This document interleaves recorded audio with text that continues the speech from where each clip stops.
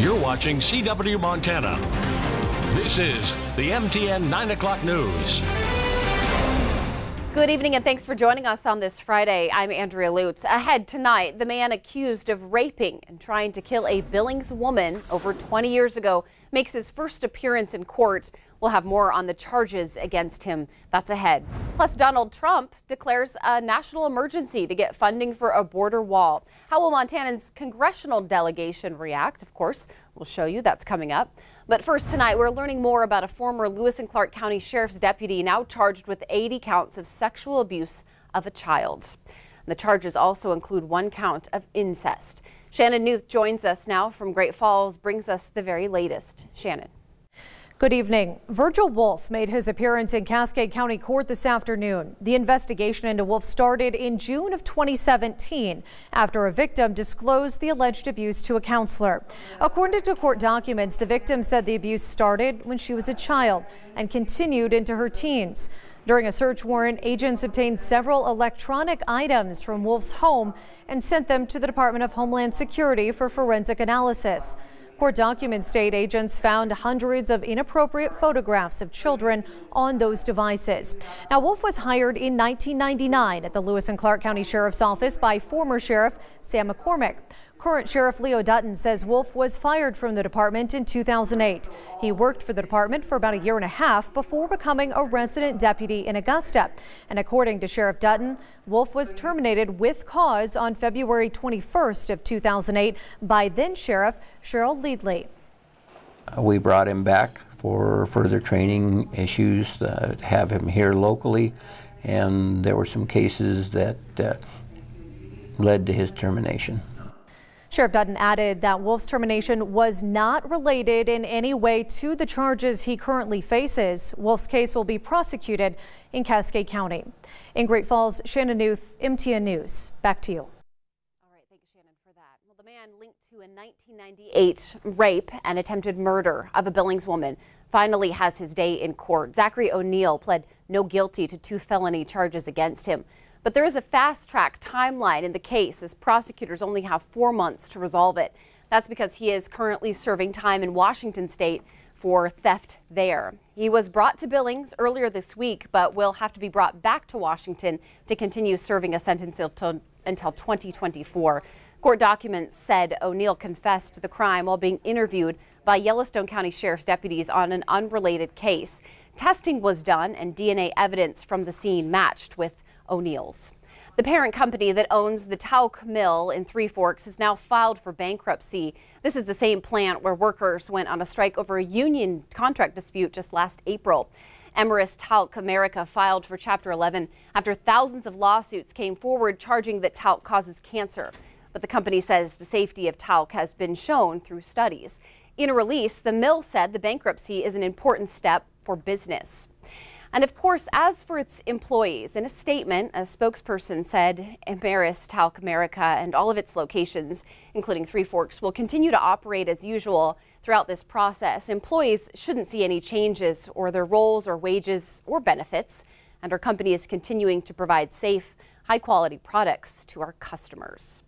Over 1 million gallons of water, that's how much was used to put the flames out after Thursday's 4-story building fire in downtown Bozeman. However, now the Bozeman Street Division is working on clearing the water from the streets and the drains. A stormwater coordinator says most of the water did evaporate because of the heat. The remaining water will be evaluated by the city and the DEQ to make sure that it's safe. This situation, it was not deemed a high priority. So what we've been doing is just visually assessing the downstream waters to make sure there hasn't been an impact. We have not seen anything. Everything looks very normal.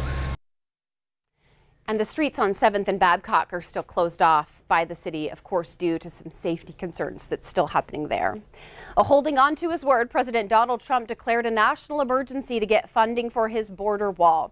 This shortly after he signed a bill to keep the government funded.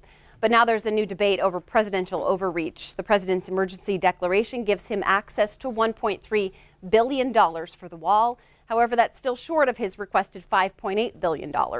Montana's congressional delegation were quick to react.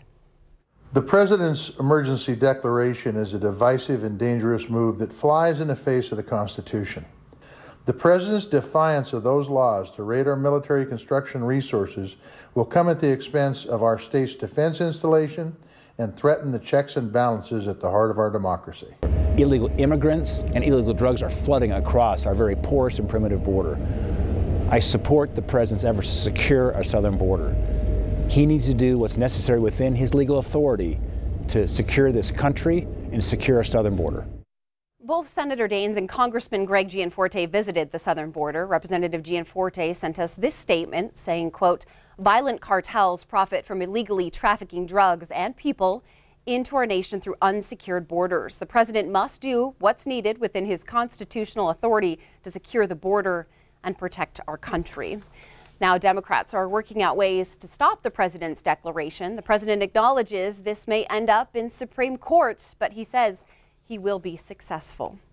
A Missoula lawmaker wants the legislature to approve a bill to study legalization of marijuana in Montana. Senator Diane Sands expects the issue could be on next year's ballot. The bill would create an interim committee of state lawmakers to start studying the issue this summer, and it would report back to the 2021 legislature.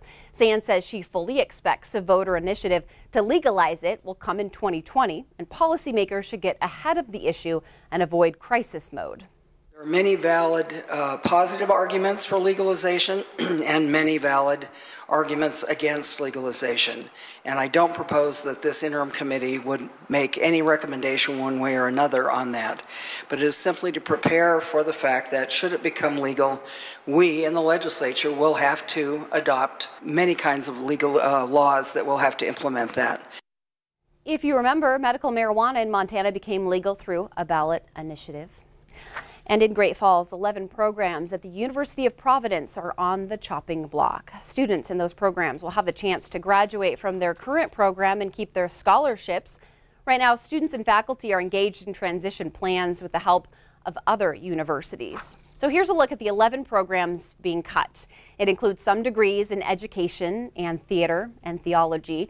The cuts start right away with the Board of Trustees officially deciding on what really will be cut in May. Montana's suicide rates are some of the highest in the country, so one Billings professor is aimed at learning ways to prevent it. As MTN's Zoe Zandor reports, the educator earned a prestigious award for it. I believed it was a strong proposal, and I know it's an important issue, but those are very competitive awards, and so, you know, I really feel honored that they selected me. The award Joy Honey is talking about is the Fulbright Scholar Program, a program of the United States Department of State Bureau of Educational and Cultural Affairs, allowing scholars to travel and study internationally. I really just wanted to go somewhere, like go teach in another country, and I wanted some sort of international experience. And I went to our Director of International Studies, and he said, well, you have to apply for a Fulbright. The Fulbright program awards around 8,000 grants each year, Joy Honey being one of them.